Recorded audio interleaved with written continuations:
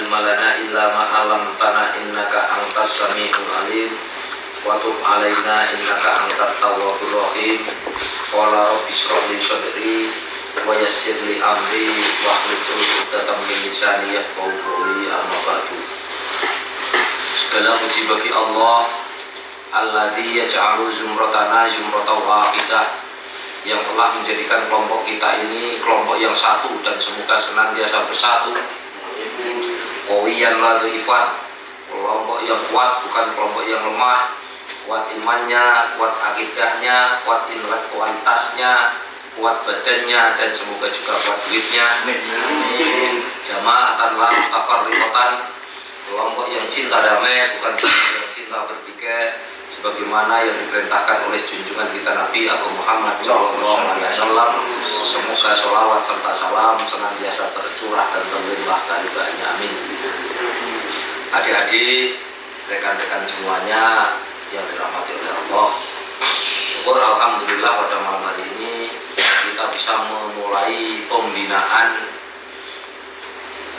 ilmu ajaji tolak miskin yang pertama.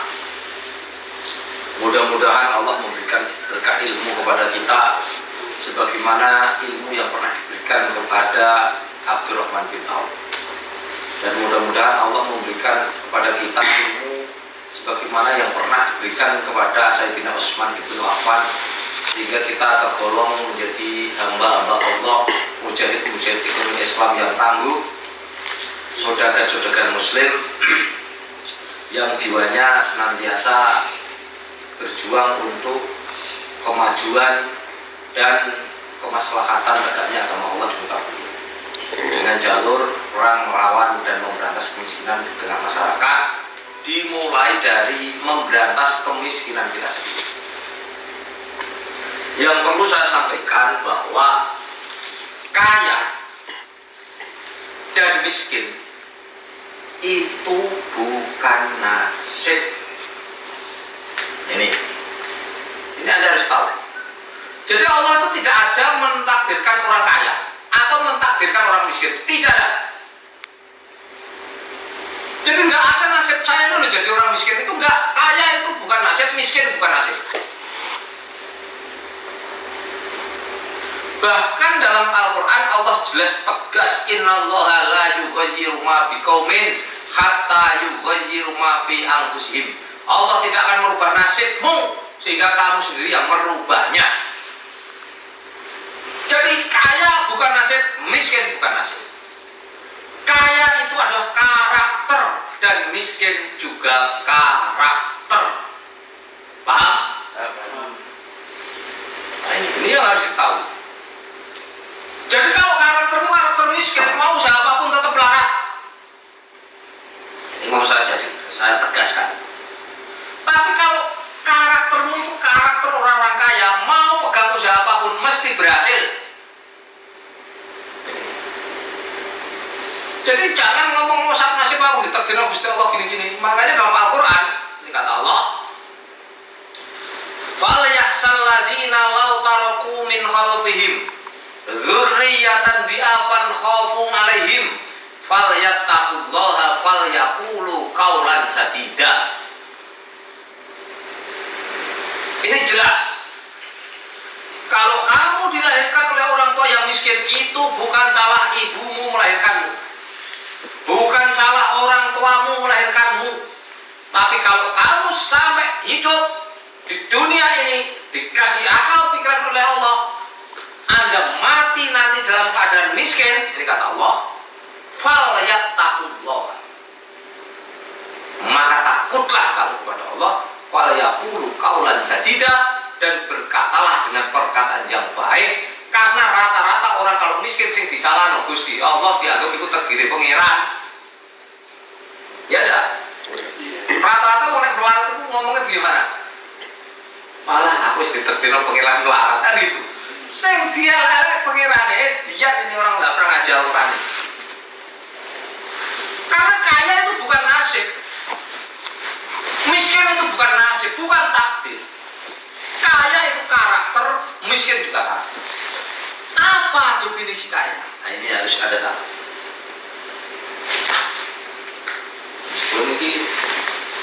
jauh tak begini peranakan. Kok kaya kok sugih kok menang tanya. Itu kan. Ngomongnya hari, ayo. Sehat. Terus apa nih? Bujine ayo. Lo, apa nih? Hati. Kaya. Jadi gini. Kaya itu kata umum. Kaya disandingkan teman kaya. Kaya disandingkan harta kaya. Kaya disandingkan pengalaman kaya. Kaya disandingkan utang kaya. Karena kata umum. Bisa jadi kaya itu. Kaya ini definisinya. Kumpulan sifat-sifat positifmu itu kaya. Ini harus dipahami. Kaya itu kumpulan sifat-sifat positifmu. Entah orang satu-satu. Miskin berarti kumpulan sifat negatif. Sifat positif itu apa? Sifat yang dimiliki oleh seseorang di bawah kesadaran totalnya dan harus dilatih secara terus-menerus. Itu namanya sifat positif atau karakter positif. Kalau karakter negatif, sebuah sifat yang dimiliki oleh seseorang di bawah kesadarannya, dia nggak sadar dan tidak perlu dilatih, semuanya sudah hebat, nggak perlu latihan. Contoh, jujur, ini karakter positif. Jangan pernah mimpi Anda bisa jadi orang jujur kalau tidak sadar bahwa jujur itu penting. Dan tidak memaksakan diri Anda untuk dilatih secara terus-menerus. Ojo sampai awakmu kepingin jadi orang jujur. Orang bakalan bisa. Gue harus dilatih secara terus-menerus dan di bawah kontrol kesadaran yang total. Bohong ini sifat negatif. Sopo sing tak latih bohong. Orang usah dilatih, prestasinya 100 saya tambah 1. Ya enggak kira-kira? Ya. Orang perlu latihan. Otomatis. Ternyata manusia itu punya 54 sifat positif. Dan dia juga punya 54 sifat negatif. Kalau kita bisa memposisikan diri kita pada 54 sifat positif, semua karakter kita ada di situ, mesti kita itu kuaya raya, kuaya temen, kuaya segala-galanya, bahkan menjadi manusia setengah dewa, ngeluwihi malaikat. Hanya nggak ada orang yang kayak gini, kecuali Nabi kita Muhammad Sallallahu Alaihi Wasallam. Nah, manusia juga punya 54 sifat miskin. Lah, untuk kaya harta, ini kabar baik ya. Untuk kaya harta, duit oke, itu Anda hanya butuh 10 karakter saja. Butuh 10 karakter. Nanti Anda akan kaya duit. Perlu tak ajarkan dari ini? Belum. Wain Pak, ini sekolah murah, mesti tak. Jadi ternyata ini loh, orang kepengen kaya harta itu hanya butuh 10 karakter ini. Nggak butuh kerja keras. Angger karaktermu posisi ini mesti kaya raya. Tapi kalau karaktermu yang 10 ini posisinya di min, mesti kamu miskin nanti. Itu pasti.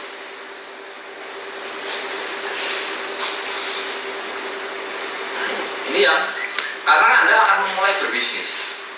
Saya tidak ingin Anda berbisnis nanti mentalmu mental orang miskin. Sampai tak dodol apapun miskin kamu nanti. Maka harus dirubah dari situ. Maka setelah materi ini nanti ini namanya materinya berpikir besar dan berjiwa besar. Judul materi kita ini berpikir besar dan berjiwa besar. Kalau kita kepengen kaya, itu kita hanya mengasah